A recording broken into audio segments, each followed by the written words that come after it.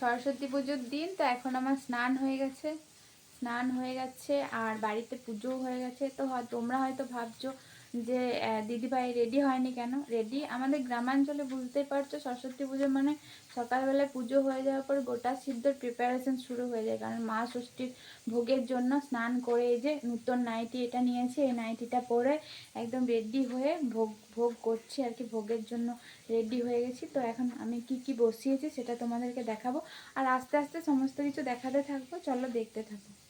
পুজো এখানে হয়ে গেছে, এই যে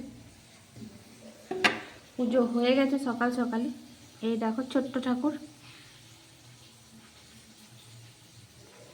এটা আমাদের ঠাকুর ঘর। পুজো হয়ে যাওয়ার পর এখন এইদিকে এখন ভাত আমি বসিয়েছি। এটা আমার নিরামিষের গ্যাস, এই ষষ্ঠীর ভোগটা আমরা এখানেই করতে পারি, অসুবিধা হয় না। আর এই যে আলু ভাজা এখন চাপিয়েছি, আর এখানে বেগুন ভাজা। আর এই দুটোর মধ্যে বাঁধাকপি কেটে রাখা আছে, কালকে রাত্রেবেলা থেকে দুটো বাঁধাকপি কেটে রাখা আছে।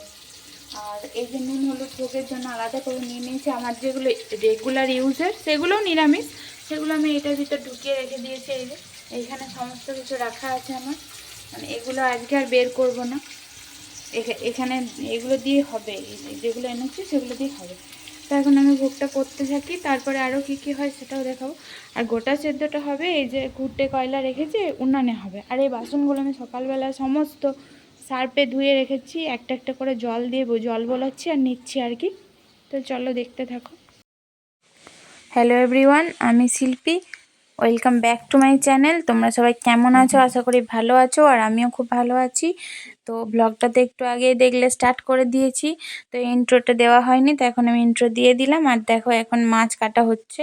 আমি তো এত বড় মাছ কাটতে পারবো না, এটা 2 কিলো কত আছে, আর ওইটাও 1.5 কিলোর উপরে আছে, ওই জন্য ওই কেটে দিচ্ছে মাছগুলো। তারপরে আমি এখন এই যে তোমাদেরকে দেখাচ্ছি গোটা সেদ্ধর জন্য কুটে কয়লা এগুলো সব দেখাচ্ছি আর কি। যাবো একবার, তোর সাথে থাকো।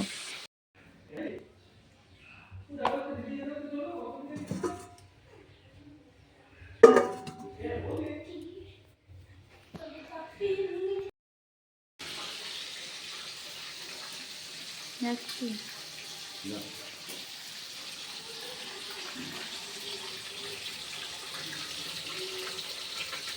তো এই যে মাছ ভাজা হচ্ছে, এইখানে হচ্ছে।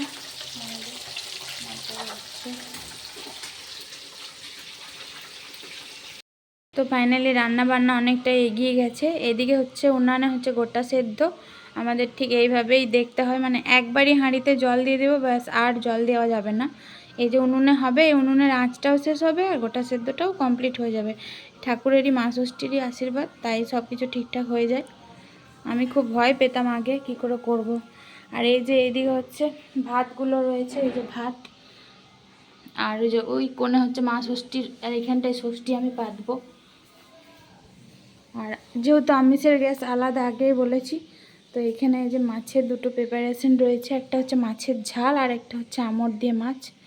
এই দুটো হয়ে আছে, সব রেডি করা আছে, ঢাকা দেওয়া আছে। এখন খুলে খুলে দেখানো যাবে না, কারণ এখন আমি মানে কাপড় ছেড়ে আর কি কাঁচা, আবার বিকালবেলা করে আবার আমি কাঁচা কাপড় পরে মায়ের এই মা ষষ্ঠীর এই গোটা সেদ্ধ চাপিয়েছি। এটাকে যতক্ষণ না নামাবো ততক্ষণ আবার নাইটি চেঞ্জ করবো, আর চেঞ্জ করতে পারবো না, এই কাঁচা নাইটি পরে আছি, তাই আর কি এখন চলছে কাজ।